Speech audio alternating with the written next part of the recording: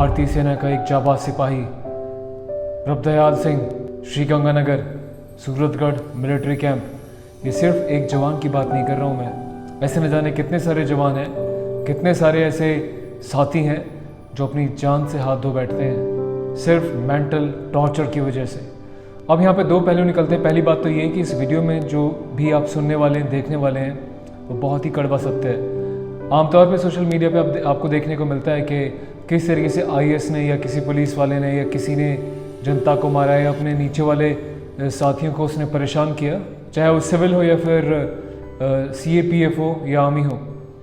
ये अंग्रेज़ों की जो भेड़ चाल है शोषण करने वाली अभी तक कायम है और इसका हर जाना बहुत बुरी तरीके से देश भुगत रहा है, जिसके बारे में कोई नहीं सोच रहा।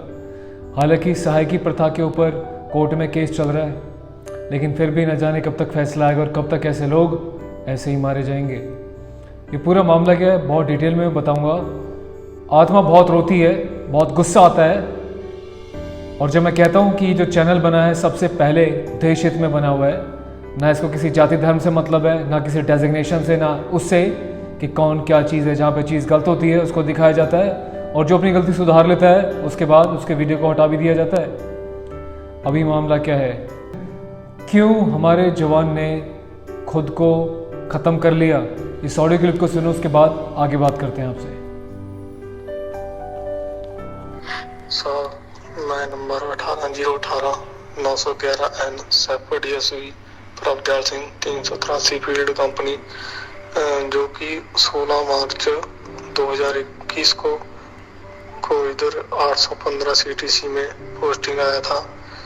और साहब मैं इधर आने के बाद 4-5 दिन नॉर्मल ड्यूटी की और उसके बाद मेरे को रनर ड्यूटी पे लगाया गया OC साहब का। तो मैं उसके बाद मैंने OC साहब का रनर ड्यूटी किया लगभग 1.5 महीना, और साथ साथ में टीरों का ड्यूटी भी किया। और तो उसके बाद मेरे को केडी साथ साथ में केडी भी लगाया गया, तो साथ साथ में मैंने केडी की ड्यूटी भी की। और अब मेरे को थोड़े दिन पहले OC साहब का बर्थडे सेल किया गया, तो मैं बर्थडे ड्यूटी नहीं करना चाहता था, इसलिए मेरे को बोला गया तेरे को OC साहब ने बर्थडे के लिए बोला है। तो पहले मेरे को बोला गया कि तो ऊपर तेरे को OC साहब बुला रहे हैं। मैं गया और मेरे बोला गया तेरे को बर्थडे ड्यूटी के लिए बुलाया है। तो मैंने उधर OC साहब को बताया कि मैं बर्थडे ड्यूटी यूनिट में नहीं की, इसलिए मैं बर्थडे ड्यूटी नहीं कर सकता। तो उसके बाद मैं इतना बोल के वहाँ से आ गया। तो मेरे को बोला गया है कि अगर तू नहीं कर सकता तो घर जा, तो अपने डॉक्यूमेंट पुटअप कर।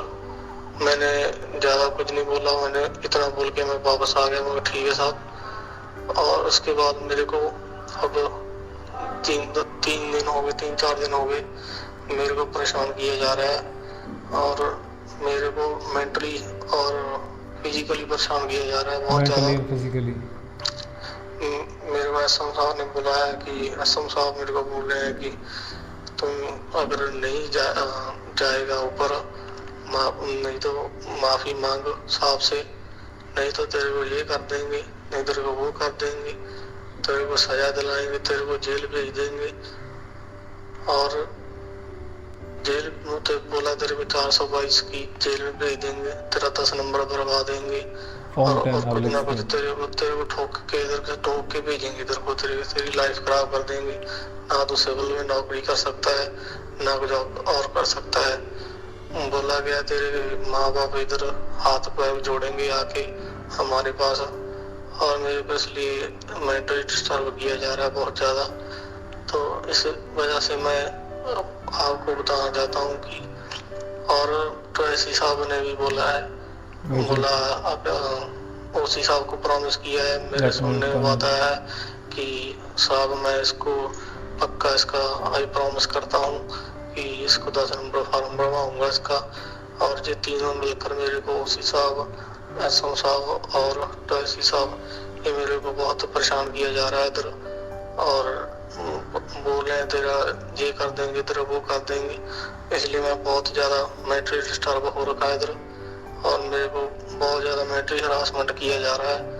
और इसलिए अगर मेरे को अभी कुछ होता है तो इसकी जिम्मेवारी ये तीनों है। मैं तो नहीं बोलना चाहता हूँ श्रीमान। जय श्रीमान। तो आपने सुना, समझा। एक जवान ये कह रहा है कि मेरा जो अफसर है ओसी, जो कि लेफ्टिनेंट कर्नल रैंक का एक अफसर होता है, उसके बाद 2IC जो कि अगर उसके नीचे है तो मेजर रैंक का होता है। SM बोला इसने, सूबेदार मेजर, एक JCO। मतलब यार, क्या सेना में एक जवान इसलिए भर्ती होते तुम्हारे जो है घरेलू काम करे, या फिर इसलिए भर्ती होता है कि अपने देश के लिए हमेशा अपनी प्रैक्टिस को जारी रखे और ज़रूरत पड़ने पे देश की प्रोटेक्शन के लिए सामने खड़ा रहे? अभी बहुत कड़वे लगने वाली है मेरी बातें बहुत लोगों को, लेकिन ये कड़वा सत्य है जिसको एक्सेप्ट करना पड़ेगा। मैं हमेशा से इंकरेज करता हूँ कि please join Indian arm forces, this and that. ऐसा नहीं कि पूरी आर्मी गलत है।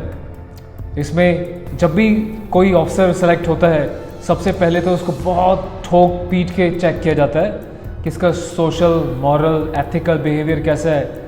रिटन टेस्ट के बाद 5 डेज़ इंटरव्यू में उसको बहुत अच्छी तरीके से चेक किया जाता है कि क्या ये व्यक्ति, इसमें लीडरशिप क्वालिटीज़ है, क्या इसमें इंसानियत है, क्या अपनी टीम को साथ लेके चलेगा, इसका डिसीजन मेकिंग पावर कैसा है। लेकिन कुछ लोग, मुझे हैरानी होती है कि इतने बड़े टेस्ट को पार करने के बाद, ड्यूटी पे आने के बाद, ट्रेनिंग ख़त्म करने के बाद, जहाँ पे भाईचारा सिखाया जाता है, इतनी अच्छी बातें सिखाई जाती हैं, और हमारी आर्म फोर्सेज जो है इमरजेंसी में, चाहे वो कोई बाढ़ की स्थिति हो या फिर प्राकृतिक आपदा हो या जो मर्जी सिचुएशन हो, भी ऑक्सीजन का आपने देखा, प्लांट के बारे में आपने देखा, जब बाढ़ आती है किस तरीके से हमारे जवान तन मन धन से लगे रहते हैं यार।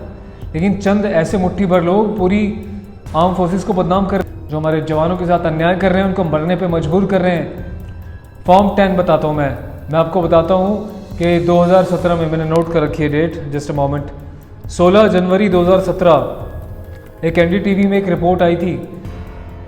उसमें बताया गया था कि किस तरीके से एक जवान ने यही मुद्दा उठाया था कि उसको बड़ी ड्यूटी के लिए, सहायकी प्रथा के लिए अफसरों ने मजबूर किया कि जाओ उनके घर पे कपड़े धो, बर्तन धो, कुत्ते घुमाओ, घरेलू काम करो।